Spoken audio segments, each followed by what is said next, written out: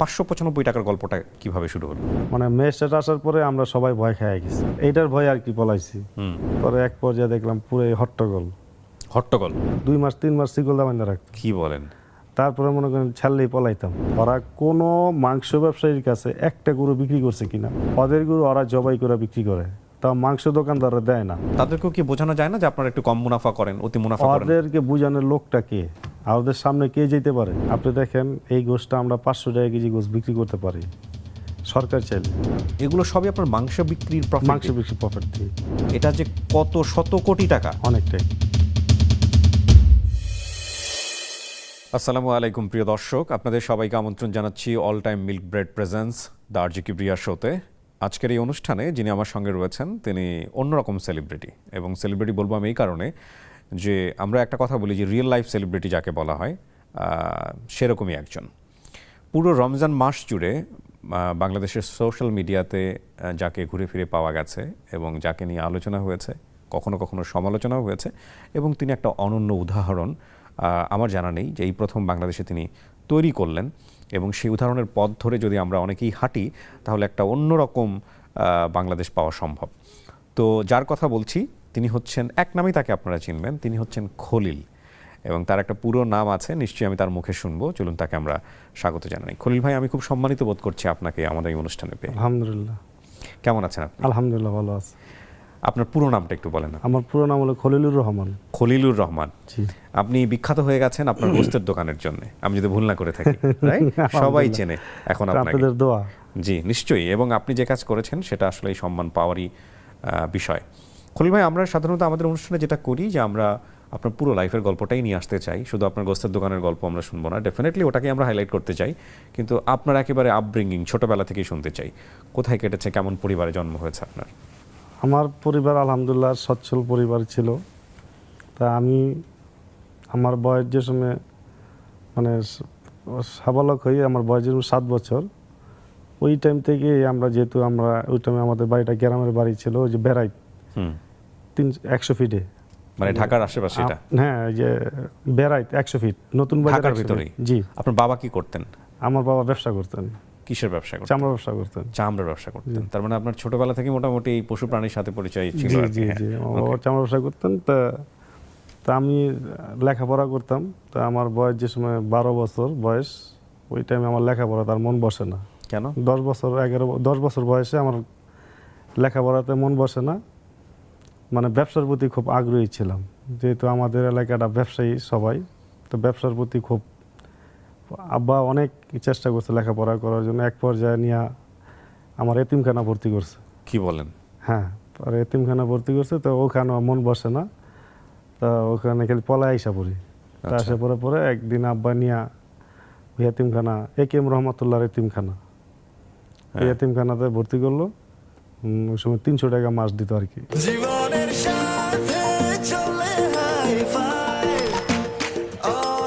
নিশ্চিন্তে খান স্বাস্থ্যকর all time পান, অল টাইম হেলদি লাইফ। কয় ভাই বোন ছিলেন আপনারা? আমরা 7 ভাই 5 বোন। 7 ভাই 5 বোন? 5 বোন। আচ্ছা, মা একজনই? হ্যাঁ, মা একজনই। মাশাআল্লাহ। তো আপনি কি বড় না মেঝো নাকি? না, আমি 6 নম্বর। আপনি 6 নম্বর। জি। বাকি ভাই বোনগুলোকে এরকম পড়াশোনা করতো না, নাকি আপনি শুধু পড়াশোনা করতেন? শুধু আমি লেখাপড়ার ভিতরে একটা ছিল না। তো এক পর্যায়ে এতিমখানা ভর্তি করে দিল, পরে পলা আইসা পড়ি। পরে এক পর্যায়ে শিকল দিয়ে বান্ধা রাখতো। শিকল দিয়ে বেঁধে রাখতো? জি। এই 12 বছর বয়সে? হ্যাঁ, 10 বছর বয়সে। আচ্ছা। শিকল দিয়ে বেঁধে রাখতো, 2 মাস 3 মাস শিকল দিয়ে বান্ধা রাখতো। কি বলেন? তারপরে মনে করেন ছাড়লেই পলাইতাম। পলাই আইসা পড়তাম। তারপরে এক পর্যায়ে আব্বু হজে গেল। পলায় কোথায় যেতেন?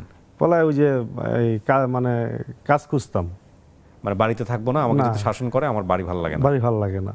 আচ্ছা, কাজ খুঁজতাম। ছোট ছেলে কেউ চিনে না, আবার যারা চিনে ওরা রাখে না, কারণ আমাদের ফ্যামিলিটা আসলে সচ্ছল ফ্যামিলি, এই জন্য আমার আব্বুর ওরকম নাম রাখছিল। তো ওই জন্য মানে কেউ যারা চিনে ওরা কাজে রাখে না, আবার যারা না চিনে ওরা তো রাখবেই না, ছোট ছেলে রাখে না। তা ওই 12 বছর বয়সে আমার আব্বা হজে যায়, ওই একটা সুযোগ পেলাম। বড় ভাইয়ের দোকান ছিল মুগদা, বড় ভাইয়ের মাংসের দোকান ছিল মুগদাতে, তো মুগদাতে কাজে আইসা পড়ছে। মানে গরুর মাংস বিক্রি? গরুর মাংসের দোকানে। আচ্ছা। কাজে আইসা পড়ি, কাজে আসার পরে তা আমার বড় ভাইয়ের লোক দরকার, তো হাট পরিশ্রম করতে পারতাম আমি, তো ওই জন্য মানে কাজ করতাম। তো বড় ভাই আর কিছু বলে নাই। পরে বাবা হজরতে আসার পরে মনে করেন অনেক মারধর করতে চেয়েছে, ওই ভাইটা দেয় নাই মারতে। মানে মাংসের দোকানে আপনি কি হিসেবে কাজ শুরু করলেন? প্রথম 1 বছর পেটে ভাতে কাজ করছি। পেটে ভাত মানে বলতে খালি মাংস খাওয়াই কাটা, মাংস ইয়ে করা না, সমস্ত? ওই মানে আমি ছিলাম হলো প্রসেসিং এ আর কি, যে গরু যে প্রসেসিং করে ওইখানে ছিলাম আর কি। প্রসেসিং বলতে তো আমি ওই যে বুঝবো না গরু কি। জবাই করে ময়লা টলা ফালানো, একদম শুরুতে যে কাজটা জি হয়? জি জি, আচ্ছা। ময়লা টলা ফালানো, চাক্কু ছুরি ধার দেওয়া, খাইটা চাচা, হুম। এগুলা কাজে ছিলাম। পরে 1 বছর পরে যে সময় কাজ পুরোপুরি মোটামুটি জানলাম, হালকা পাতলা, ওইটা বেতন ধরা হইল 10 টাকা রোজ। আচ্ছা। নিজের তারপরে- ভাইয়ের দোকানে 10 টাকা রোজ। রোজ। পরে 2 বছর যে সময় কাজে হয়ে গেল, পরে ভাই একটু মন খারাপ কি করলো, পরে গেলাম টঙ্গিতে কাজে। ভাইয়ের সাথে বনি মনে হচ্ছিল না? না, যদি বেতন কম দেয় তো টঙ্গিতে কাজে গেছি। টঙ্গিতে কাজ করলাম। ওটাও কি মাংসের দোকানেই কাজ? জি, মাংসের দোকানে, আচ্ছা টঙ্গি মার্কেটে। ওইখানে ছিলাম আপনার প্রায় 6 মাস। আচ্ছা। 6 মাস কাজ করার পরে আবার ভাইয়ের দোকানের লোক দরকার, তা যেহেতু আবার বেতন ভালো দিব, তা আবার আইসা বললাম। আইসা পরে কাজ করে করে কিছু টাকা জমাইলাম, ওই যে কুরবানিতে কাজ করি হ্যাঁ। মানুষের গরু বানায় দেই, হ্যাঁ। তো কিছু টাকা পাইলাম, আর কিছু টাকা আমার কাছে ছিল, তো ওইগুলো নিয়ে ওই যে 20,000 টাকা অ্যাডভান্স হুম। এই শাহজাহানপুরে 1999 সালে, ওই সময় আমার বয়স 15 বছর। তা আমার একজনে বলল যে একটা গোস্তের দোকান আছে ছোট, নিবি? আমি কিছু হওয়া নিবো। তো দোকানটা দেখলাম ছোট, তারপরে দেখলাম আমি ছোট মানুষ, দোকান নিলাম। কোথায় এটা? শাহজাহানপুর? শাহজাহানপুর, এইটাই আচ্ছা। এই বর্তমান যে দোকান বর্তমানে যে দোকানটা 1999 সালে নেওয়া জি। আপনার? আচ্ছা। 1999 সালে এই দোকানটা নিলাম। নেওয়ার পরে মানুষের তেনে গোস কিনে আনতাম আর কি বাকিতে। ও, গোস্ত কিনে নিয়ে আসতেন, জি। নিয়ে এসে এখানে বিক্রি হ্যাঁ, করতেন? প্রথম গোস আনছিলাম প্রথম 33 কেজি, তো 31 কেজি বিক্রি করছি, 2 কেজি গোস রয়ে গেছিল। কত সাল? 1999? কত করে ছিল মাংস এই ওই সময়? সময় গোস ছিল 70 টাকা কেজি। 70 টাকা কেজি, ঠিক আছে। হ্যাঁ। হ্যাঁ, 70 টাকা কেজি গোস। পাইকারি ছিল 55 টাকা কেজি। আচ্ছা। তো পাইকারি আনতাম, তাই না পরে মনে করেন আস্তে আস্তে গোস বিক্রি করতাম, পরে আস্তে আস্তে টাকা জমাইলাম। আল্লাহর রহমতে আমি মানে যার থেকে গোস কিনে আনতাম, উনি লোক ভালো ছিল, বাসাবগের নাম হলো হোসেন। হুম। তা ওনার একটা ম্যানেজার ছিল, আর ওনার কর্মচারীগুলো ছিল আমার বন্ধু আর কি। আমি যেসব মুগ্ধা কাজ করতাম, তো ওরা আমার আবার একটু ভালো গরুটাই দিত। তা আমি বলতাম যে আমার তো 5 টাকা করে বাড়ায় নিও, তা আমি 10 টাকা কেজিতে বেশি বিক্রি করব। আচ্ছা। তো ওরা আবার আমার গরুগুলো ভালো গরু দিত আর কি। আচ্ছা। ভালো সার গরুটাই নিতাম, সুন্দর সুন্দর গরুগুলো নিতাম, তো ওরা আবার পাইকারি দিত। তো এক পর্যায়ে 15 দিন মাত্র গোস কিনে আনছি, 15-20 দিন হবে। তো কিনে আনার পরে আমার কাছে কিছু পুঁজি হলো। তা আমি চিন্তা করলাম যেহেতু আমার কাছে পুঁজি হয়েছে 12,000 টাকা, তা আমি গরু কিনব। তা গাবতলি গরু আর একাই গেলাম। তো যাই সময় গরু কিনতে পারি না, আমার বয়স 15 বছর। তা গরু ঘুরে ঘুরে আমি কিনি। পর 2টা গরু কিনলাম, কেনা 2টা গরু ওদিনই বিক্রি হয়ে গেছে। কত হাজার টাকা দিয়ে? 2টা গরু কিনলাম আপনার 11,500 টাকা। 11,500 টাকা দিয়ে 2 গরু? জি, গরুটা জবাই করা পরে আমি নিজেই এই সময় কাজ করি। হুম। তা 2টা গরু ওদিনই বিক্রি হয়ে গেছে। তা বিক্রি এলো 12,000 টাকা, আর 2টা চামড়া লাভের হয়েছে। আচ্ছা। তা চামড়া লাভের হয়েছে, ওই সময় চামড়ার দাম কত সেটাও আমি জানি না। 2 গরু বিক্রি করে 1,000 টাকা লাভ? না, 500 টাকা লাভ হয়েছে। 500 টাকা লাভ? 500 টাকা লাভ হয়েছে, আর 2টা চামড়া লাভ হয়েছে। পরে হাটে গেলাম, হাটে যা আবার গরু কিনলাম। তো ওই দিন পরের দিন লাভ হয়েছে মনে করেন আবার 2,000 টাকা ক্যাশ লাভ হয়েছে। তা আস্তে আস্তে আমার মানে 1 সপ্তাহের ভিতরে আমার গরুতে লাভ হয়ে গেল 30,000 টাকা। বাবা! 1 সপ্তাহের ভিতরেই। শুক্রবার বিশুক্রবার আসলো, ভালো সেল হয়েছে। তা আমি আবার টাকাগুলো মানে নষ্ট করতাম না। মানে আমার মানে আগে থেকেই মানে চিন্তাধারা ছিল যে আল্লাহর মতো আমি একদিন ভালো একটা যাবো। তো এতটা ভালো এটা চিন্তাধারা ছিল না। ডেফিনেটলি আমরা ওই জায়গায় আসতে চাই যে আপনি 30,000 টাকা লাভ করলেন 1 সপ্তাহের মধ্যে। জি। কিন্তু এই যে আপনার আশেপাশে কি আর গরুর গোস্তের দোকান ছিল না? না না, আপনি একাই ওখানে ব্যবসা হ্যাঁ, ওখানে করতেছিলেন? আমি একা না, একটা ছিল, উনি আচ্ছা। আমার সাথে পারে না। মানে ওনার গরুগুলো আসতে না, আমার গরুর আবার একটু সুন্দর ছিল সবসময়। আচ্ছা। আমি আগে থেকে নিয়ত ছিল ভালো যে আমি মানে ভালো বিক্রি করবো। কোনো আমি 2 নম্বরের জিনিস 30,000 বিক্রি করবো টাকার না। লাভের জায়গা থেকে সামনের দিকে যাব সিরিয়ালি। তার আগে আমি একটু আপনার কাছ থেকে জানতে চাই, যেটা আপনার প্রথম দিন থেকেই টার্গেট ছিল যে এই যে আপনি সুন্দর গরু বলছেন বা আমাকে একটু ভালো গরু দিবা, এই জন্য 5 টাকা বাড়ায় দিব। জি আমরা যখন মাংস কিনি কোনো একটা দোকানে গিয়ে, আমরা কিন্তু এই জিনিসটা দেখি যে এই দোকানের মাংস ভালো। জি মানে কি এমন ব্যাপার থাকে যে কারণে সবাই তো গরুই বিক্রি করছে, এটা ভালো ওটা ভালো না, এই মাংস ভালো সিদ্ধ হয় ওটা সিদ্ধ হয় না। হ্যাঁ। হ্যাঁ, এই কারণটা কি আসলে? এটা হলো কারণ হলো আগে ওই টাইমে মানে চবরিওয়ালা গরুটা ছিল না। আচ্ছা যেই গরুটা চবরি হইতো এই গরুটা ওই দোকানে গোশ বিক্রি হতো বেশি, আর যেই দোকানে চবরি কম ওই দোকানের গোশটা সিদ্ধ হইতো না আচ্ছা। ওই গরুটা। তা আগে চবরিওয়ালা গোশটা সেল হইতো বেশি।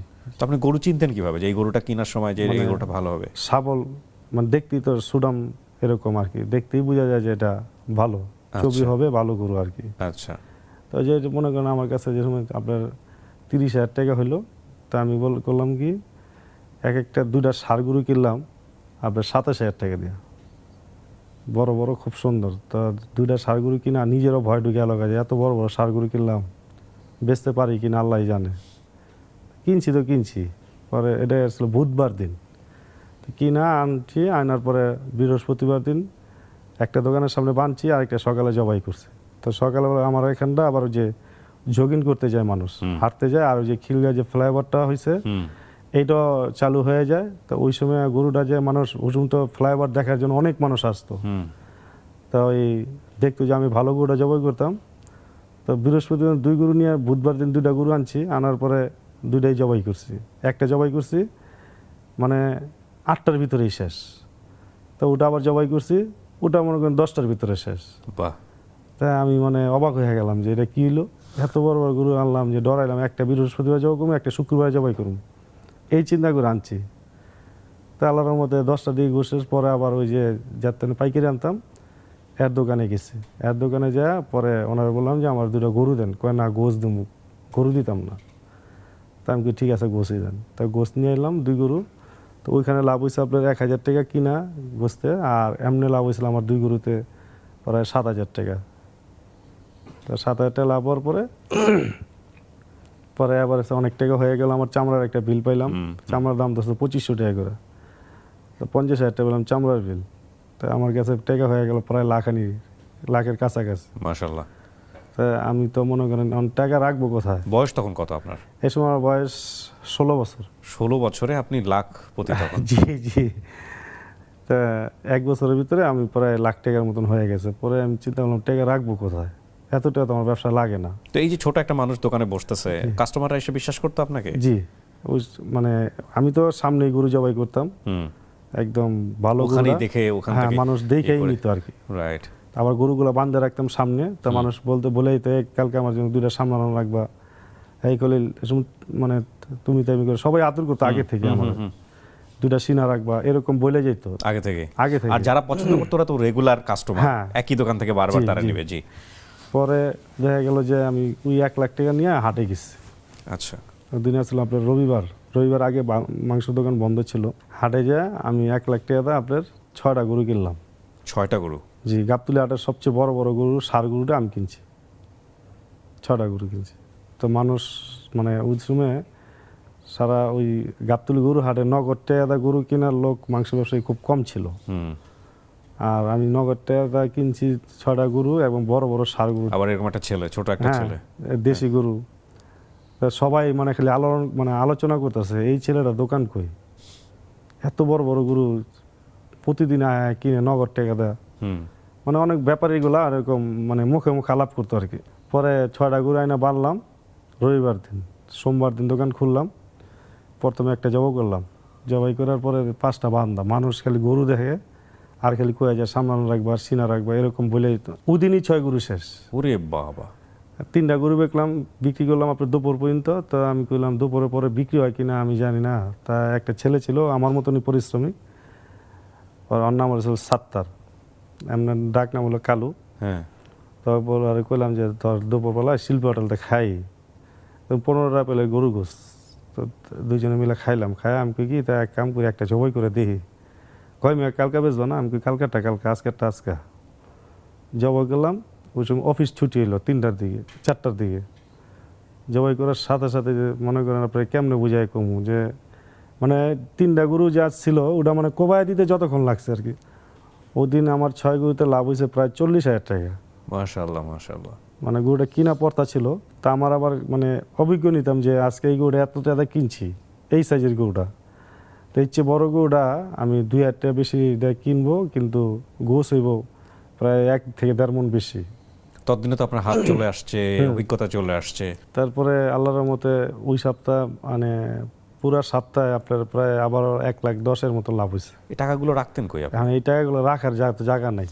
যেহেতু আমি আবার একটা রুম নিয়ে একাই থাকি, হ্যাঁ, টাকা পরে আমার এক বড় ভাই আছে, আমার ফুফাতো ভাই, ওনার কাছে টাকা রাখতাম। তো এক পর্যায়ে যে সময় টাকা 10 লাখ টাকা হইলো, তা উনি আমার খুবই আদর করতো আর কি। আমার ফুফাতো ভাই একদম ওনার ছেলের মতনই দেখে আমারে। হুম, তা উনি আমার ছেলের মতো দেখে, পরে ওনার কাছে টাকা জমানো শুরু করলাম। তো এক পর্যায়ে আমার প্রায় 25-26 লাখ টাকা হইলো ওনার কয় কাছে বছরে? জমানো। কয় বছরে এই আনুমানিক? সময় বয়স 17 বছর। এটা পুরো ব্যবসার ক্যাপিটাল, এই 25-26 লাখ টাকা। জি। এই টাকা দিয়ে আপনি প্রতিদিন গরু কিনতেছেন আবার বিক্রি করতেছেন, জি। তাই না? জি। আচ্ছা, আমি যদি আরেকবার একটু আমার দর্শকদের মনে করায় দেওয়ার জন্য বলি, আপনার শুরু ছিল কয় টাকা জানি বিজনেস? শুরুতে টাকা ছিল না, এই টাকাটা আপনি যেটাই করেন, মাংস যে কিনে নিয়ে আসছিলেন, মাংস কিনা নিয়ে এসে টাকা ছিল না, 5 টাকা আসলে রিক্সা ভাড়া। 5 টাকা রিক্সা ভাড়া। জি। মাংসটা বাকিতে কিনছিলেন, বাকিতে কিনছি। যদি বিক্রি না হইতো? বিক্রি না হলে ওই যে আবার পরে আস্তে আস্তে বিক্রি করে দিয়ে দিব বা কাজ করে দিয়ে দিব, এরকম মাথায় ছিল। বাকিতে নিয়ে এসে আপনার 17 বছর বয়সে তখন আপনি 25 লাখ টাকার বিজনেস দাঁড় করালেন। জি, তারপরে কি হলো? এরপরে আমি বিয়ে করে ফেলি আপনার 2003 সালে। পছন্দের বিয়ে? জি, আমার খালতো বোন। আচ্ছা, বিয়ে করে ফেলি, আমার বয়স এই সময় আপনার 18-19-এর কাছাকাছি আর কি। আচ্ছা। জীবনের সাথে চলে হাই ফাই নিশ্চিন্তে খান স্বাস্থ্যকর অল টাইম পান। All time healthy life. তো এক পর্যায়ে আমার প্রথম বছরে আমি ছেলে হয় আমার। তো ওই বছর আমি অনেক টাকা মানে লস খেয়ে গেছি। গরুটার দাম ছিল, অনেক টাকা লস খেয়েছি। তো পুঁজিবাটা যাই ছিল সবই গেছে। কেন লসটা হলো এই গল্পটা একটু? গরুটার দাম ছিল ওই বছর, গরুটার দাম ছিল, আমরা ওই সময় গরুর গোশ বিক্রি করতাম হলে 100 টাকা কেজি। আচ্ছা, তো ওই টাইমে আমার যা মানে পুঁজি ছিল সব লস খেয়ে গেছে। তো আমার যা মানে মানে আমার যে টাকাগুলো ছিল সব টাকা লস খেয়ে গেছে। ও মানে কি কোনো টাকা পয়সা নাই। তা আবার করলাম কি, তা ওই শুরুর থেকে আবার কিনা গোছ বিক্রি করলাম, আবার টাকা জমাইতেছি। তো জমানোর পরে এক পর্যায়ে হালকা পাতলা কিছু টাকা হইলো, আবার গরুর দাম বাড়ে আছে। তো বেড়ে যাওয়ার পরে তারপরে আমি আবারও লস খেয়ে যাই। তো লস খেয়ে যাওয়ার পরে তা আমি আর করতে পারি না। তা তো গরুর দাম বেড়ে গেলে আপনার মাংসের দাম বাড়ান না কেন? ওই টাইমে এরকম ছিল না, আচ্ছা, এরকম ছিল না আর কি। তা এক পর্যায়ে আমার কিছু গোল্ড ছিল, তো আমার ওয়াইফরে বললা পরে ওই গোল্ডগুলো বিক্রি করে ফেলছি। বিক্রি করে তা আমি কিছু আর গোস কিনা বিক্রি করবো না। গলায় যেটা দিয়ে আছেন ওটাও তো গোল্ডের মনে হয়। আপনি গোল্ড এনেছেন বলে আমি নোটিস করেছি, নইলে হয়তো আমি নোটিস করতাম না। হ্যাঁ, তো আমার কিছু গোল্ড ছিল, ওই গোল্ডগুলো বিক্রি করে ফেলছি। বিক্রি করেছি ওই সময় বিক্রি করছি আপনার 6,000 টাকা ভরি। হ্যাঁ, বিক্রি করছি 6,000 টাকা ভরি, কিনা ছিল 9,000 টাকা ভরি, বিক্রি করছি 6,000 টাকা ভরি। বিক্রি করা পরে নিজেই আবার গরু কিনা শুরু করলাম। হ্যাঁ। তো গরু কিনা আল্লাহর মতে খুব প্রফিট হওয়া শুরু করলো আবার। ততদিনে কয়জন কর্মচারী? ওই সময় কর্মচারী 3 জন, 3 আর জন। আমি নিজে। আচ্ছা, মেন কর্মচারী আমি এসেছিলাম। আপনি কোপাইতেন মাংস? জি, টাকাও নিতাম, মাপতামও, নিজেই কোবাইতাম। আচ্ছা, তারপরে এক পর্যায়ে প্রায় 30-35 লাখ টাকা হয়ে গেল ওই বড় ভাইয়ের কাছে। পুরো বিজনেসটাতে? জি। আচ্ছা, শূন্য থেকে আবার 30-35? তো আমার বড় ভাই করলো কি যে তুই এক কাম কর, এত টাকা তুই এক কাম কর, একটা জায়গা কিন। তা আমি কোথায় কিনবো? কয় ঢাকা। পরে মাদার থেকে একটা জায়গা কিনে দিল আপনার 33 লক্ষ টাকা দিয়া। 33 লক্ষ টাকাতে জায়গা কিনলেন? হ্যাঁ, কত? 6 কাঠা। 6 কাঠা? কত জি। সালে? এটা হলো আপনার 2004 সালে। এখন কত করে? এখন ওটা বিক্রি করে ফেলাইছি, ওটা 50 লাখ টাকা কাটা বিক্রি করছি আমি, 3 কোটি টাকা বিক্রি করছি।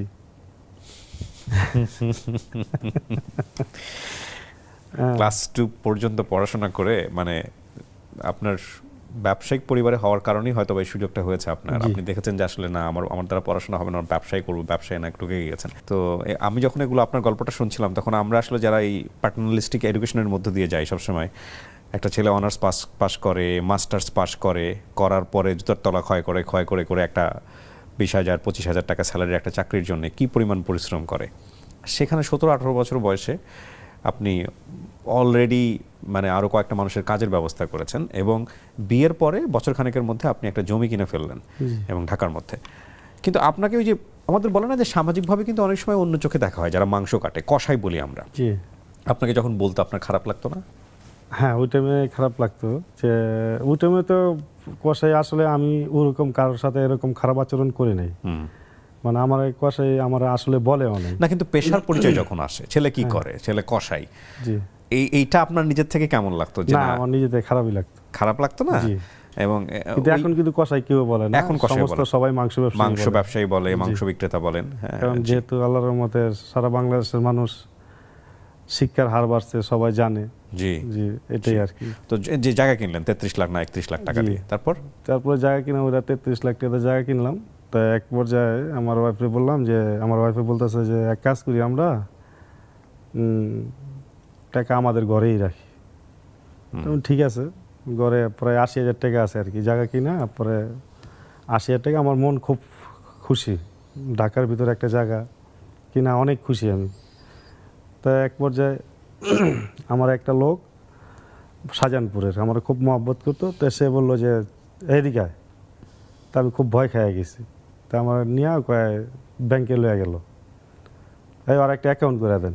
তা আমাকে অ্যাকাউন্ট কী রে কয় তোর কইছি বেড়া ম্যানেজারে করে দিব না। তা আমার নিয়ে গেল, তো ব্যাংকের ম্যানেজার সাথে সাথে আবার ওই সময় একটা অ্যাকাউন্ট করে, তোর টাকা আছে কত? আমি 5,000, ডরে কইতাছি আর কি। কয় দিয়ে জমা দে, আর তোর টাকা সবসময় ব্যাংকে থবি, ঘরে রাখবি না। উনি আবার খুব ভালো জানতো। তা আমার মনটা খুব খারাপ হয়ে গেল যে 5,000 টাকা ব্যাংকে দিয়া আমি একটা কাগজ লইয়া বাসায় যেতেছি, মানে মনেই মানাইতে পারতাছি না যে টাকাগুলো কি নিয়েই যাবো গা নাকি। তা পরের দিন আমার কইতেছে টাকা জমা দিছস? আমি কই হ্যাঁ 5,000 টাকা দিছি মামা। কয় টাকা সবসময় ব্যাংকে জমা দিবি। তা আমি বললাম কি পরের দিন চেক তো সাথে সাথে দিয়েই তো আগে, তো ওই চেক বইটা নিয়ে আবার আমি 4 চেক লিখছি, দিয়ে টাকা দেয়নি, রিটার্ন দেয়নি। ওকে, টাকা দেয়। হ্যাঁ, পরে আমার একটা চেক দিছি, পরে ম্যানেজার কোথায় টাকা দেয় কী করবেন? আমি কাজ আছে দেন। তো উনি আবার টাকা দিয়ে দিচ্ছে 4,000 টাকা। আমি কই তাহলে ভালোই মনে হয়। তো পরের দিন আবার চামড়ার বিল পাইলাম 70,000 টাকা। তো আমি এটা আবার জমা দিছি হলো বৃহস্পতিবার দিন। আর শুক্রবার শনিবার ব্যাংক বন্ধ, এই ডানা মাথায় ঢুকছে। পরে এমনি আমার ঘুম কম, আর তো ঘুম হয় না, এই টাকা তো লয়ে যাবো গা। তো রবিবার দিন একদম মনে করেন 8টার দিকে ব্যাংকের সামনে খাড়া হয়েছি যে টাকা আছে কিনা দেখতে। না, টাকা যদি ওই লোক আমার আগে ঢুকে লয়ে যায়, যেই লোক আমার করাইছে অ্যাকাউন্ট করাইছে, ওকে, হ্যাঁ যদি নিয়ে যায়, মাথার ভিতরে খেলে এইটাই কাজ করতো। তো দাঁড়ায় রয়েছে ওখান তার লড়ি চড়ি না, যে হ্যাঁ আমার আগে যে না ঢুকতে পারে, এটা হলো আমার মাথায়, মানে ওখান থেকে একটু লড়ি না। হ্যাঁ যদি আমার আগে যায় টাকা লয়ে যায়, টাকা তো বেশি, 75,000 টাকা। তা করলো কি, আমি ব্যাংক খোলার সাথে সাথে আগে ঢুকছি, আমার সাথে তো আবার আরেকটা লোক ঢুকছে। ঢুকার পরে বলতেছে দেখেন তো, মানে অ্যাকাউন্ট নাম্বারটা বলছে, বলার পরে দেখেন তো আমার অ্যাকাউন্টে কত আছে। তা ওই লোক, আমি দাঁড়া শুনতেছি আর কি, আমি কিছু বুঝতে দিতেছি না। তো দেখলাম ওনার ছবি সহ ওনার অ্যাকাউন্ট সব বাইরে হয়ে গেছে। তা আমি কই তো এটাই তো ভালো। তা আমি কই দেখেন তো 5861 কত আছে। তো উনি বলতেছে ভাই 75,000 টাকা আছে। তো যে সময় বলছে, পরে একটু ম্যানেজারলে বললাম যে ভাই একটা আপনার কথা আছে। কই বলেন। আমি কই ভাই আমার অ্যাকাউন্টে আমি ছাড়া কি কেউ টাকা উঠাইতে পারবো? কার না, আপনার সই ছাড়া তো টাকা উঠাইতে পারবো না, আপনার চেক বইয়ের ছাড়া সই ছাড়াটা কেন, আপনি এই কথা জিজ্ঞেস করলেন কেন? উনি আমার জিজ্ঞেস করলেন। তা আমি কিন্তু যদি কেউ টাকা কি আমি ছাড়া কেউ নিতে পারবো? কয় পৃথিবীর কেউ নিতে পারতো না আপনি ছাড়া। তা আমি বললাম যে আচ্ছা ঠিক আছে, যে আরেকটা পদ্ধতি হলো যে আমার টাকা নিতে এলে আমি নিমু কিন্তু। আচ্ছা ঠিক আছে, আপনার ছাড়া টাকা দেওয়া হইব না। কত সালের গল্প এটা? এটা 2005-এর দিকে। পরে দেখলাম যে না, টাকা উঠায় না। আর উনি আমার এক পর্যায়ে বলছে খলিল সাহেব, আপনার ব্যাংক এমন একটা জিনিস, মানে ব্যাংক যদি ব্যাংকে কেউ নিয়েও যায়, আপনার টাকা আপনার আরেক ব্রাঞ্চের তো দিয়ে দেওয়া হইব। ম্যানেজার আপনাকে আশ্বস্ত করছে? জি। পরে চিনাল ঠিকই, আর ম্যানেজার আমাদের গোছ নিত, একটা বন্ধুত্বের মতন হয়ে গেছে। পরে দেখলাম যে না তাহলে ঠিক আছে। পরে এক পর্যায়ে আল্লাহর রহমতে অনেক টাকা হয়েছে। পরে আবার একটা বনশ্রীতে একটা প্লট কিনি। কত সালে এটা? এটা হলো আপনার 2009-10-এর দিকে। আচ্ছা, বনশ্রীতে একটা প্লট কিনলাম ওই সময় 6 কোটি টাকা দিয়ে। 6 কোটি টাকা দিয়ে প্লট কিনলেন? ওকে। এটা এখন অনেক মূল্য। এখনো বিক্রি করেনি ওটা? না না, ওটা অনেক মূল্য। এই বলো তো ফার্স্ট প্লট এটা কত মূল্য ওটার এখন? এখন 15-এর উপরে। 15 কোটির উপরে? জি। ওকে, জি। তারপরে কি হলো? তো এরকম টাকা পয়সা জমায়া এই জমির প্রতি, ওই যে আমার বড় ভাই জমির প্রতি খুব ছিল আমার, মানে আমার খালি জমি কিনা দেবো খুশি। জীবনের সাথে চলে হাই ফাই। নিশ্চিন্তে খান স্বাস্থ্যকর অল টাইম পান। All time healthy life. বড় ভাই, হ্যাঁ, আপন আমার বড় ফুফাতো ভাই। ফুফাতো ভাই। জি, আচ্ছা, আমার ফুফাতো ভাইয়ের মনে কথা হলো যে আমি আর জমিন কিনে দেবো, আমার মানে আমার সুখ দেখলে হ্যাঁ মনে করেন আত্মহারা হয়ে যায়, আচ্ছা, মানে এরকম আর কি। আমার বাড়ির গার্জেন, সে তার কথা আমরা সবাই মানি, মানে ওকে, আমাদের কিছু হইলে মানে আমাদের চেয়ে খুশি হ্যাঁ বেশি হয় বাহ, বড় ভাই। মাশাআল্লাহ, জি। তারপরে আস্তে আস্তে মনে করেন মাদার থেকে একটা বাড়ি কিনে দিল, আরেকটা ওটা হলো আস্তে চার আস্তে রাস্তার মাদার মোড়ে। থেকে বাড়ি কিনলেন আরেকটা। আরেকটা বাড়ি কিনলাম, ওটা 4.5 তলা কমপ্লিট। ওকে, ওটা কত দিয়ে কিনলেন? ওটা অনেক টাকা দিয়ে কিনছি। অনেক টাকা? আপনি তো মানে কত টাকা? এটা হিসাব ছাড়া তো নিশ্চয়ই না। আচ্ছা, আপনি বলতে চাচ্ছেন না রাইট জি। নাও। আচ্ছা, তো এই যে 4.5 তলা একটা বাড়ি কিনলেন, পাশাপাশি আপনি তখন দুইটা জায়গা আপনার তখন, জি, এগুলো সবই আপনার মাংস বিক্রির প্রফিট? মাংস বেশি প্রফিট দিই এগুলো। ওকে, কত সালে আপনি বাড়ি কিনলেন? 15-র দিকে। 2015 সালের দিকে। জি, তখনও দোকান ওই একটাই? ওই একটাই। আপনিও তো 2010 সালে আবার 9 সালে আমার পাশে আবার একটা ফার্নিচার দোকান দিলাম, খলিল ফার্নিচার, যেটা আমরা জি, দেখলাম খলিল ফেসবুকে। ফার্নিচার। ওটা আচ্ছা। দাঁড় করাইতে আমার অনেক টাকা লাগছে, হুম, যেটা বুঝতে বুঝতে আমার অনেক টাকা লস হয়েছে। আচ্ছা, তো আল্লাহর মতে আমি ওপেনিং এর তেনে মানে যে সেলটা হয়েছে, মানে যে মানে লসটা মানে কিছুটা কাভার হয়ে যেত। আচ্ছা, তো আমি চিন্তা করলাম যে যেহেতু মাংস, ওটা আমার একটা বন্ধু ছিল পাশে, একটা ওই বন্ধু বলছে যে দেখো খলিল, হুম, মাশাল্লাহ মানে তোমার তো অনেক টাকা হয়েছে। হুম, সবাই জানতে পারতো আর কি, আমারটা তো সব ওপেন, সবাই হ্যাঁ, জানতে পারতো আর কি। হ্যাঁ, তো বললো যে দেখ খলিল, তুই যত টাকার মালিক হস তোর পিছে একটা নাম থাকবো, মানে ওই যেটা আপনি একটু আগে হ্যাঁ, বলছিলেন। হ্যাঁ, আমি চিন্তা করলাম যে ঠিকই, কি করতে চাই। পরে কয় যে তুই এটা পুরাটা নিয়ে একটা ফলন নিয়ে ফার্নিচার শুরু। আচ্ছা, আমি তো ফার্নিচারের কাঠের তো বুঝি না, কয় তোর আমি সব বুঝাই দিব না। তা আমি বললাম যে ঠিক আছে, আল্লাহ ভরসা।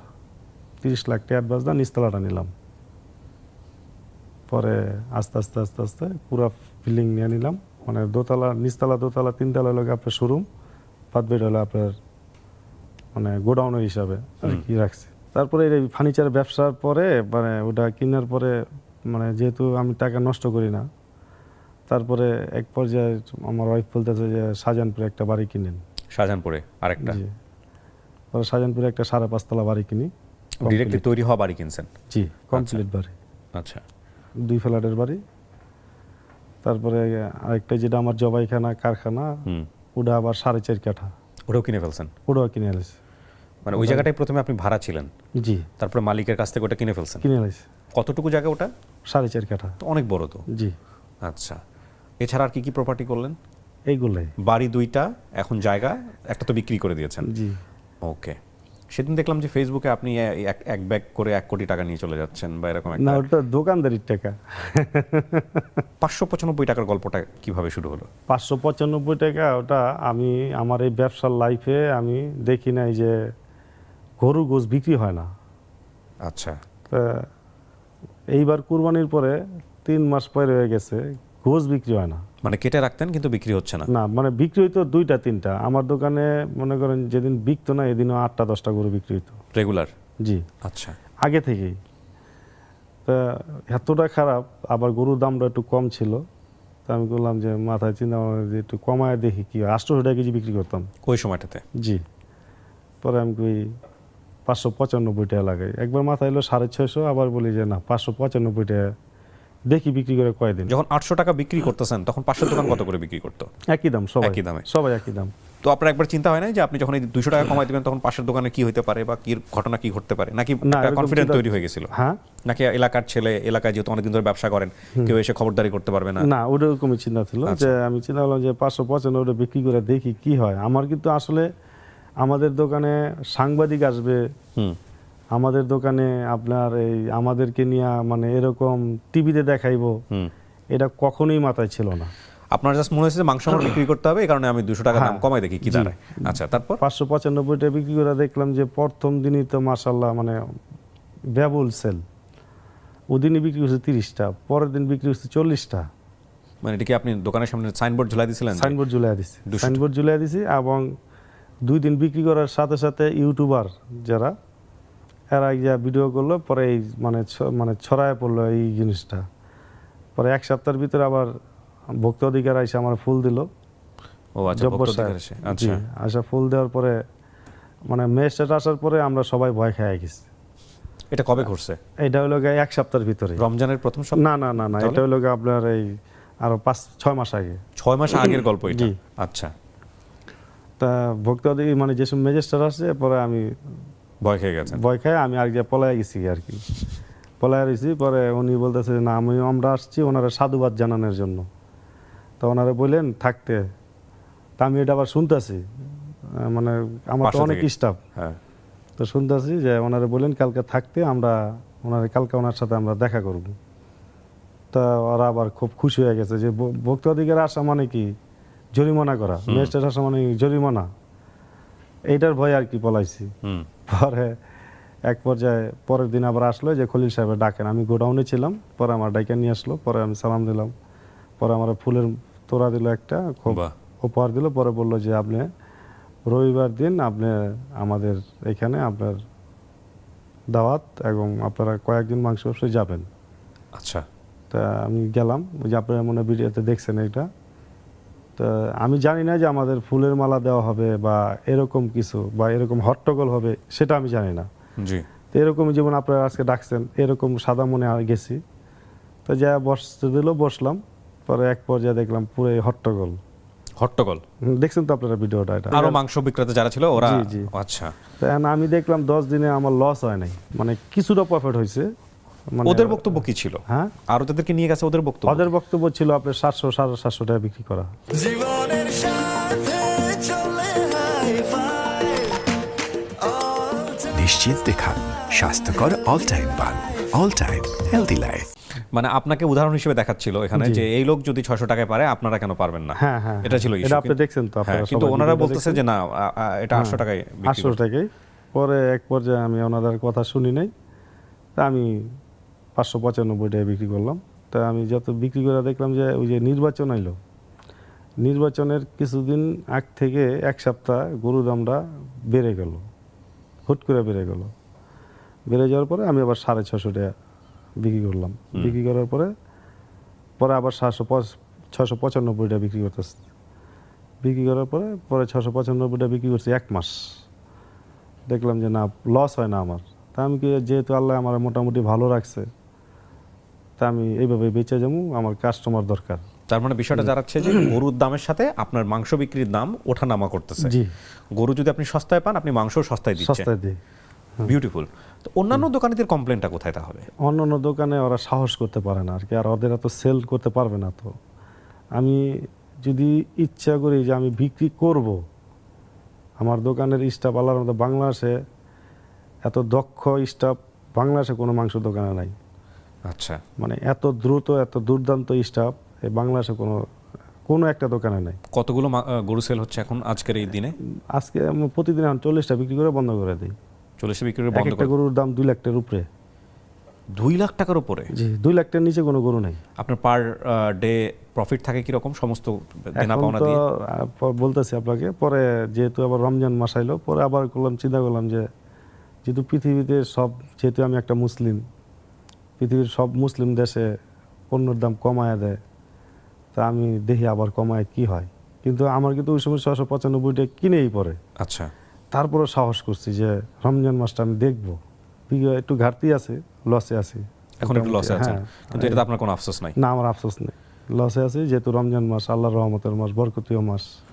আল্লাহ আজ না কয়েক সময় দিবে, আর দিছে দিয়েই তো লস দিছে। সেটাই। হ্যাঁ, আমি কত তো টাকা দিয়েছে ছাপানোর আপনাকে? জিনিস না। এটা তো আমি কাস্টমারতে ইনকাম করছি, ওটাই আবার একটু লস দিলাম। আপনার এই বিজনেসে এখন সবকিছু মিলিয়ে যদি বলি, ফার্নিচারের বিজনেস, গরুর মাংসের বিজনেস, কত টাকা ঘুরতেছে এই বিজনেসের মধ্যে অনেক টাকা। প্রতি টাকা? সেটা আনুমানিক আমাদের একটা আইডিয়া দেন। আমি প্রফিট বলছি না, যে থাকে না যে আপনি হয়তো 20 কোটি টাকা ইনভেস্ট করেছেন বা 10 কোটি টাকা ইনভেস্ট করেছেন, এরকম ধরেন এরকমই এরকম একটা ধরেন। কতজন কর্মচারী আছে আপনার? আমার গরু গোস্ত দোকানে 40 জন। 40 জন প্রতিদিন খাটে এখানে? গরু গোস্ত দোকানি 40 জন? জি। আপনার স্যালারি দিতে হয় কত? ওদের আমার গোস্ত দোকানে পার ডে আপনার খরচ 1,20,000 উপরে। 1,20,000 টাকা প্রতিদিন দিনমজুরি দিতে হয়। জি। অন্যান্য দোকানিরা আপনার বিরুদ্ধে কমপ্লেন করে যে আপনি মাংসে চর্বি মেশান বেশি, বা যেগুলো আসলে অল্প দামে বিক্রি করার কথা, গরুর অন্যান্য যে বিষয়গুলো আছে সেগুলো আপনি মিক্স করে দেন। এই কথা কতটুকু সত্যি আসলে? এটা আসলে আপনি তো বছরে একটা কুরবানি দেন, হুম, একটা কুরবানি দিতে দেন, বছরে একটা জি। গরু তো জবাই দেন। জি, তা আপনি নিজেও জানেন যে এই গরুটাতে কতটুকু ফ্যাট বের হয়। একটা গরুর ওজন হলো 9 মণ। হুম, তো 9 মণ ওজনের গরুতে তো 9 মণ আর চবরি হয় না। একটা গরুতে 30 থেকে 35 কেজি চবরি হয়। দেখা গেলো যে কিছু কাস্টমারে আপনি দেখেন যদি প্রতিদিন, আমি কিন্তু এটা প্রতিদিনই বিক্রি করতেছি, তা আজকে যদি প্রতিদিন প্রতিটা কাস্টমার ঠকতো তাহলে কিন্তু এইভাবে মাংস নেয় না। রাইট। হয়তো বা ওই ভোক্তার চাপে আর কিছু লোক যে সময় খাইতে যায় ওই টাইমে কিছু মানে আনারি লোক থাকে সামনে, যারা মানে একটু মানে ভরার অভিজ্ঞতার কম আর কি, মাংস যে ভরে ওই সময় যায় দেখা গেলো 1-2 জনের একটু চর্বিটা বেশি হয়ে যায়, ওই টাইমে ওইগুলা নিয়েই আমরা একটু আছি। তা আমরা আবার কেউ যদি আসে আমরা আবার চেঞ্জ Change করে করে দেওয়া দেওয়া, হয়। হ্যাঁ। এটা কিন্তু আমি সবসময় বারে বলে দিছি ওদের, ওরা এটা করেও, কিন্তু আসলে ওরকম হয় নাই। 2-1টা লোকের বাদ দেওয়া যে একটা লোকের খালি এরকম হয়েছে, আর 2-1টা লোক এরকম হয়েছে। এত বড় একটা বিজনেস, জি। প্রতিদিন কতজন মানুষ আনুমানিক আপনার এখান থেকে মাংস কেনে? 15,000-এর নিচে না। 15,000? হ্যাঁ। বিভিন্ন এলাকা থেকে আসতার জি, মানে। সব এলাকা, ঢাকা শহর সব এলাকাতে আসে। তো আপনি দোকান বাড়াচ্ছেন না কেন তাহলে? দোকান আসলে বারামে একটা দোকানই সামাল দিতে পারি না। আচ্ছা, এটা অনেক বিশ্বাসের অভাব, যেহেতু কাঁচামাল। আরেকটা কথা হলো যে এতগুলো গরু সংগ্রহ যে করে ওইও মানে হয়ে জায়গা, এই আর কি।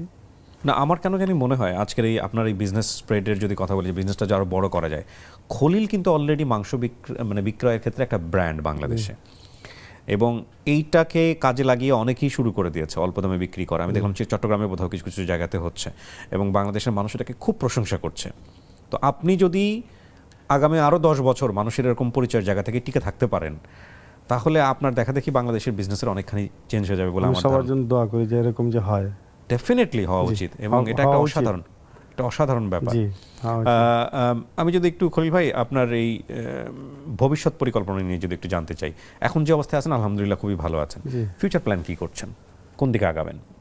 ফিউচার প্ল্যান হলো গিয়া আমার ছেলে এখন বর্তমানে ভার্সিটিতে পড়ে, বাহ। আপনাদের দোয়ায়। ওই ছেলেকে নিয়েই ওই বলতেছি, ও ব্যবসার প্রতি একটা আগ্রহী। হুম, ওই একটা ব্যবসা মানে রেস্টুরেন্ট দেওয়ার খুব ইচ্ছা ওর। হুম, ওটা একটা ভালোভাবে একটা রেস্টুরেন্ট দেবো আচ্ছা। ছেলেকে নিয়ে, ওটাই। তো এক ছেলে আর দুই স্ত্রী? ছেলে। দুই ছেলে জি, আর স্ত্রী, এই নিয়ে আপনার এই সংসার। 4 জন আমরা। মা কি বেঁচে আছেন? না, মা মারা আছে 2014 সালে। 14 সালে। আপনার ভাই বোনদের বাকি সবার মধ্যে অবস্থা সম্পন্ন বলতে গেলে আপনি? মোটামুটি সবাই ভালো আছে আলহামদুলিল্লাহ। সবাই ভালো আছে। আপনার ওই যে ভাই গরুর মাংসের ইয়ে শুরু করেছিলেন, উনি বেঁচে আছেন? হ্যাঁ, উনি বেঁচে আছেন। ওনার দোকানের কি অবস্থা? ওনার দোকান হলে আমি যে সময় গোস্তের দোকান দিছি ওর 2 বছরের মাথায় ওনার দোকান শেষ। এরপর আর উনি ব্যাক করে নাই? না, উনি আর বই করেন, উনি আমার দোকানই আছে আজকে। উনি এখন আপনার দোকানে চলে আসছেন? জি, তো এটাই তো আজকে গল্প 23 আসলে। বছর ধরে উনি আমার দোকানই আছে। আমাকে শুধু একটা জিনিস বলেন তো, এই যে আপনার ব্যবসায়িক জীবনের অভিজ্ঞতা, ছোটবেলায় শুরু করছিলেন 15 বছর বয়সে বা 16 বছর বয়সে, কত বছর হলো ব্যবসায়িক জীবনের অভিজ্ঞতা আপনার? আমার ব্যবসা 25 বছর। 25 বছর। এই 25 বছরে আপনি যদি এক দাগে একটা কথা বলেন যে ব্যবসায় মানুষ সফল হইতে হলে কি লাগে আসলে? সততা, ব্যবহার, দুইটা হইলে হয়। সততা তো ঠিক আছে, কিন্তু ব্যবহার সবসময় ভালো করা খুব কঠিন জিনিস, খুবই কঠিন জিনিস। আমি শুনলাম যে রিসেন্টলি আপনাকে জিডিও করেছেন, যে আপনার বিরুদ্ধে অনেকেই হত্যার হুমকি দিয়েছে। হ্যাঁ, একটা দুটা লোক হত্যার হুমকি দিয়েছিল, পরে আমি জিটি করছি, ওরা ধরা পড়ছে, আপনারা জানেন। ধরা পড়ে গেছে? হ্যাঁ, কি হয়েছে ধরা- বলেন তো, ঘটনাটা কি ঘটেছে একটু শুনি। ওই আমার তো টাকা চাইছিল, চাঁদা চাইছিল আর কি, যে আচ্ছা। তুই 30 লক্ষ টাকা দিবি। তা আমি কিছু আমি টাকা 30 লাখ টাকা কই থেকে দেবো। ফোন দিছে আপনার? জি। তারপর? পরে উনি অনেক পকাবাজি করে, করার পরে পরে আমি আবার ডিজে মহোদয়, যে আমাদের ভোক্তাধিকারের ডিজে মহোদয়, ওনার কাছে আপনি যান? যাই। পরে উনি বললে যে তুমি এক কাজ করো, জিটি করো, বাদ বাকিটা আমি দেখতেছি। পরে জিটি করলাম, পরে উনি আবার সবই ঠিক করে পরে আবার এটা ধরা পড়লো। তো এগুলো রিস্ক মনে হয় না জীবনের জন্য? এখন রিস্ক হয়ে যাচ্ছে না এত পরিচিত? আল্লাহর রহমতে আমি শুনলাম আপনার বডিগার্ডও আছে এখন, মানে পুলিশও নাকি 24 ঘন্টা পাহারা দেয় আপনার দোকান। হ্যাঁ, আমার দোকান পুলিশ সারাক্ষণই পাহারা দেয়। এটা ইয়ের থেকেই, ভোক্তা অধিকার থেকে করা হয়েছে। হ্যাঁ, দেওয়া হয়েছে। এখানে একটা বিষয়ের প্রশংসা আমার অবশ্যই করতে হবে। দেখেন, একটা এই যে একটা বলে না জিও এনজিও কোলাবোরেশন, আমরা পড়েছি আমাদের ম্যানেজমেন্টের বইয়ে। উনি একটা অসাধারণ উদ্যোগ নিয়েছেন, সরকার এটাকে সাপোর্ট দেওয়ার জন্য সেখানে পরিপূর্ণ সহযোগিতা দিচ্ছেন। এই যে ব্যাপারটা, এই কোলাবোরেশনটা যদি থাকে তাহলে আমার মনে হয় অনেক ব্যবসায়ী কিন্তু অনেক বেশি উৎসাহ পাবে। আপনি দেখেন আজকে আমাদের সারা বাংলাদেশের মাংস ব্যবসায়ীরা আজকে গোস্তের দামটা বাড়ানোর কারণে সাধারণ জনগণ কিন্তু গোস্ত খাওয়া ছেড়েই দিছে। আপনি দেখেন এই গোস্তটা আমরা 500 টাকা কেজি গোস্ত বিক্রি করতে পারি সরকার চাইলে। আপনি দেখেন আমি 2000 আপনারা কিন্তু বলছি যে সময় আমি গরু জবাই করি 2001 সালে 2 সালে ওই সময় একটা চামড়া বিক্রি করছে 2500 টাকা। Right. 2003 সালে ওই চামড়া বিক্রি করছে 3500 টাকা, 4000 টাকা। ওই টাইমে একটা জুতা কিনতাম 300 টাকায়, জি, চামড়া বিক্রি করতাম 3500 টাকা, জুতা কিনতাম 300 টাকা। 2013 সালের পর থেকে আপনার চামড়ার দাম হয়ে গেল 300 থেকে 400 টাকা। রাইট। এখন বর্তমানে 700 টাকা চামড়ার দাম।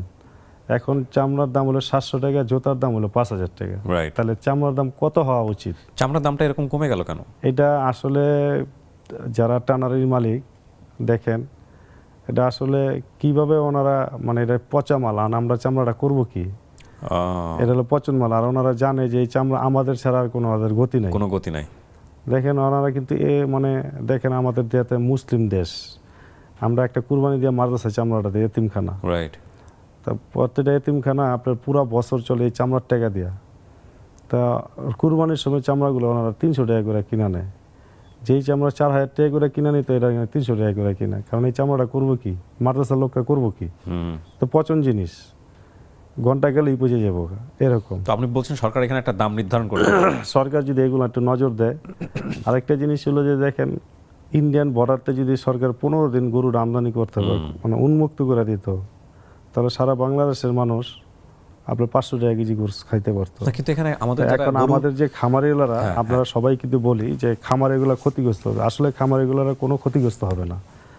খামারিগুলারা ক্ষতিগ্রস্ত হবে না। খামারিরা অতি মুনাফার থেকে কমে আসবে, মুনাফাটা কমে আসবে। দেখেন একটা গরু আমরা সারা বাংলাদেশে যারা ফার্মার অ্যাসোসিয়েশন যারা আছে, বড় বড় খামারির মালিক যারা আছেন, এরা সরকার থেকে লোন নেওয়ার আগে কতটুকু সম্পদের মালিক ছিল, আর লোন নেওয়ার পরে কতটুকু সম্পদের মালিক হয়েছে, এটা যদি সরকার দেখে, দেখেন আপনার ওরা 5 লাখ টাকা বিঘা সম্পদ কিনছে নামার দিকে, হুম, এখন ওই জায়গা হয়েছে 20 লাখ টাকা কাঠা। এটা সরকারের মানে ফার্মের লোন, সরকার কিন্তু ক্ষমতা আইসেই চাইছে দ্রব্যমূল্যটা নিয়ন্ত্রণ করতে। এটার জন্য কিন্তু সরকার অনেক টাকা লোন দিছে এই যে খামারওয়ালাদের। খামারওয়ালারা করছে কি, এই লোনটা নিয়ে খালি সম্পদ কিনা লাইছে। আর ওদের যাদের টাকা দিছে এরা সাধারণ কৃষি না, কিন্তু হুম, যারা টাকাগুলো নিছে এরা কিন্তু ধনী মানুষ, জি। যারা টাকাগুলো নিছে। তা ওরা একটা 6 লাখ টাকার গরুটা বিক্রি করতেছে 20 লক্ষ টাকা, একটা 11 লাখ টাকার গরুর দাম বিক্রি করতেছে 40 লাখ 45 লাখ টাকা। আপনি দেখেন আজও পর্যন্ত ওরা কোনো মাংস ব্যবসায়ীর কাছে একটা গরু বিক্রি করছে কিনা? না, করে নাই। এদের একটা গরু যদি, খামারের একটা গরু যদি পা ভেঙে যায়, ওদের গরু ওরা জবাই করে বিক্রি করে, তা মাংস দোকানদাররা দেয় না, ওরাই কারণ- বিক্রি করে। কারণটা কি? ওদের তো অতি মুনাফা, ওদের তো অনেক মুনাফা দরকার। সরকার যদি বলে যে মানে আমরা যে বলি যে খামারওয়ালারা লস খেয়ে যাবে, আসলে খামারওয়ালা লস খাবে না। ওরা 40 লাখ 35 লাখ টাকা যে গরুটা বিক্রি করতো, এই গরুটা 12 লাখ টাকা বিক্রি করলেও তাদের 1-2 লাখ টাকা লাভ থাকবে। আপনি দেখেন একটা ইন্ডিয়াতে মাত্র 15 দিন গরু আনলে, আপনি দেখেন প্রান্তিক কৃষি যারা পেঁয়াজ উৎপাদন করে, যারা আলু উৎপাদন করে, এরা কিন্তু একদম প্রান্তিক কৃষি। আমাদের দেশে যদি 10 টাকা কেজিতে পেঁয়াজে বাড়ে, তাহলে আমরা প্রতিবেশী দেশে পেঁয়াজ আমদানি করি, আলু আমদানি করি। তাই গরুটা মাত্র 15 দিন যদি আমদানি করে, উন্মুক্ত করে দেয়, আপনি তো বছরে একটা কুরবানি দেন, আপনি একটা কুরবানির দাতা, আপনি কি চান যে আপনি 1200 টাকা কেজি গরু কুরবানি দেন? ওদের গরুটা পরে 4000-5000 টাকা কেজি। না, এটা একটা সমাধান, কিন্তু খামারিদেরকে কি এই জায়গাটায় নিয়ে আসা যায় না? তাদেরকেও কি বোঝানো যায় না যে আপনারা একটু কম মুনাফা করেন, অতি মুনাফা করেন? ওদেরকে বুঝানোর লোকটা কে? আর ওদের সামনে কে যেতে পারে? ওরা তো ধনী মানুষ। সো মার্কেট কন্ট্রোলের এই জায়গাগুলোতে আমাদের কাজ করতে ওরা হবে। ধনী মানুষ, আচ্ছা। আর সরকার তো বড় না ওরা। না, কিন্তু খলিল ভাই, আমরা এই পুরো আড্ডাতে একটা জিনিস আমরা আজকে দেখলাম এবং আমাদের দর্শকদেরও দেখাতে চেয়েছি, সেটা হচ্ছে এই যে আপনি ছোটবেলা থেকে শুরু করলেন না, যে রিক্সা ভাড়া 5 টাকা আর মানুষের কাছ থেকে ধার করে নিয়ে কত কেজি মাংস কিনে এসে বিক্রি করা শুরু করলেন। প্রথম দিন থেকে আপনি আপনার ব্যবসায় অনেস্ট ছিলেন, জি। অতি মুনাফা আপনি করতে চান নাই, না। কিন্তু আল্লাহ তো আপনাকে কম দেয় নাই, না। অচিন্তনীয় সাফল্য দিয়েছে আলহামদুলিল্লাহ। এবং আপনার সবচেয়ে বড় কথা, আপনি যে সাফল্য আপনি দেখতে পাচ্ছেন, আপনি জানি না আপনার সাথে কেউ এভাবে বলেছে কিনা, আমি বিনয়ের সাথেই বলতে চাই, আপনার যে নাম হয়েছে, সুনাম হয়েছে, খলিল নামের সাথে যে সততার ট্যাগ যুক্ত হয়েছে, এটার যে ব্র্যান্ড ভ্যালু, এটা যে কত শত কোটি টাকা, এটা যদি আপনি ভবিষ্যতে কাজে লাগাতে পারেন, আমি আজকের এই অনুষ্ঠানের মাধ্যমে বলতেছি, আল্লাহ আপনাকে সবসময় হেফাজত করুক, আমিন। আপনি যদি এটাকে কাজে লাগাতে পারেন, তাহলে আপনার ব্যবসায়ের সফলতা শুরু হলো মাত্র। কারণ এতদিন আপনি যা করেছেন সেটা আসলে আপনি চোখে দেখেছেন, এর পরেরটা আপনি দুই চোখ দিয়ে দেখে শেষ করতে পারবেন না। এবং আমি দোয়া করি আজকের অনুষ্ঠানের মধ্য দিয়ে আমাদের দর্শক যারা আছেন তাদের সবার পক্ষ থেকে যে আপনার এই নাম সততার সঙ্গে জড়িয়ে যাক এবং আপনার দেখা থেকে বাংলাদেশে একটা উদাহরণ তৈরি হোক, এবং সেটাও ইতিমধ্যে হয়েছেও। আপনি অনেক ভালো থাকবেন। আর আপনাকে এই অনুষ্ঠানের জন্য আমি অনুষ্ঠানেই বলি আমি চয়েস করেছিলাম, এবং আপনি যে স্বল্প সময়ে আপনি আমাদেরকে সময় দিয়েছেন সেজন্য আপনাকে ধন্যবাদ জানাচ্ছি। আপনাকে ধন্যবাদ। ভালো থাকুন। আসসালামু আলাইকুম। দর্শক, এই ছিল আমাদের আজকের আয়োজন। যারা আমাদের সঙ্গে ছিলেন তাদেরকে আরও একবার মনে করিয়ে দিচ্ছি, আপনারা দেখলেন all time milk bread presents the আরজেকি প্রিয়া শো। এখানেই শেষ করছি আজকে। অনেক ভালো থাকুন। আসসালামু আলাইকুম।